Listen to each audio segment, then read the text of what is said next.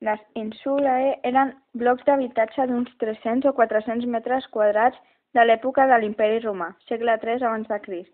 Normalment eren de lloguer i constaven de diversos pisos.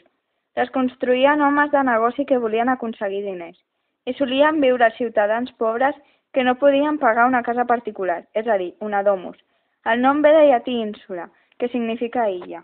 Les ínsules van rebre aquest nom perquè recorden a una illa de cases, ja que és un bloc de pisos que queda envoltat de carrers.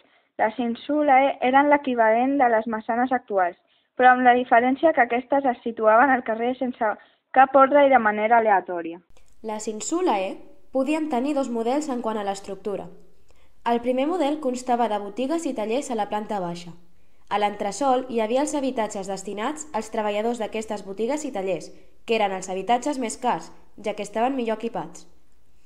Les plantes superiors eren apartaments de lloguer, anomenats cenacles, que eren els més barats perquè eren més perillosos, ja que es podien ensorrar. Per aquesta raó, els pisos superiors es construïen en fusta, per disminuir el pes. El segon model no tenia ni botigues ni tallers, sinó que constava d'un jardí o un passadís exterior on es disposaven els diferents habitatges al seu voltant. En quant a la construcció, les insulae van anar evolucionant a mesura que avançava el temps i les persones descobrien noves tècniques i adquirien nous coneixements. En un principi, les insulae eren els edificis de 3, 4 o 5 plantes fetes d'adob i fusta.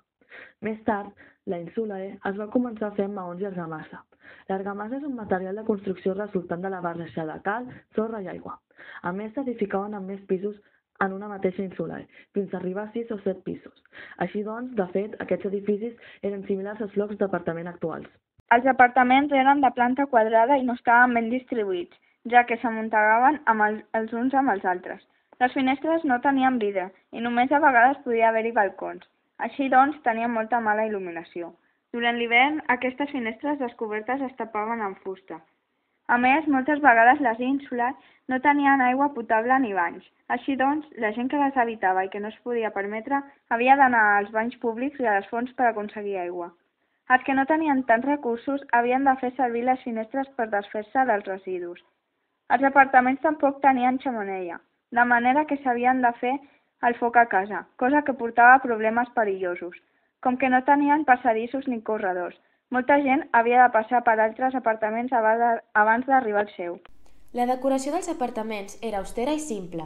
El que més ornamentaven els seus habitants eren les parets, que estaven plenes de pintures, i el terra, que el decoraven amb mosaics.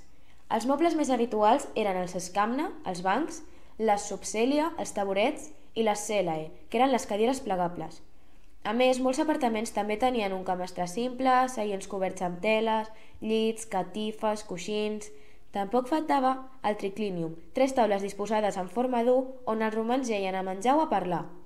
Els romans no feien servir cadires per menjar, com ho fem nosaltres, sinó que jeien al voltant del triclinium amb coixins. La vaixella variava de la riquesa de la gent que habitava l'apartament. Els més rics tenien plats i coberts molt decorats i ornamentats amb or i filigranes, mentre que els més pobres utilitzaven estris d'argila. Tot i així, la majoria de la població, és a dir, els que no eren ni molt rics ni molt pobres, utilitzaven vaixella de plata. Generalment, la ínsula era comprada per un empresari que invertia en ella i l'intentava treure el major profit. Era una inversió especulativa, on es tractava d'invertir el menys possible, estalviant en materials i qualitat de construcció, i alhora aprofitant l'espai de la millor manera possible. D'aquesta manera es construïen moltes plantes, fins que algunes ínsules superaven els 7 o 8 pisos, cosa que després portava molts problemes. Els incendis eren molt corrents, ja que el foc s'havia de fer a casa. Un dels factors que va promoure la propagació de l'impressionant incendi que va tenir succés durant l'imperi de Nerón van ser les ínsules incendiant-se una rere l'altra. Després d'aquest incendi, el qual se sospita que va ser provocat intencionadament, es va construir una ciutat millor planificada dalt de les ruïnes. Les ínsules també tenien enderrocar-se perquè estaven fetes amb materials barats i eren massa altes.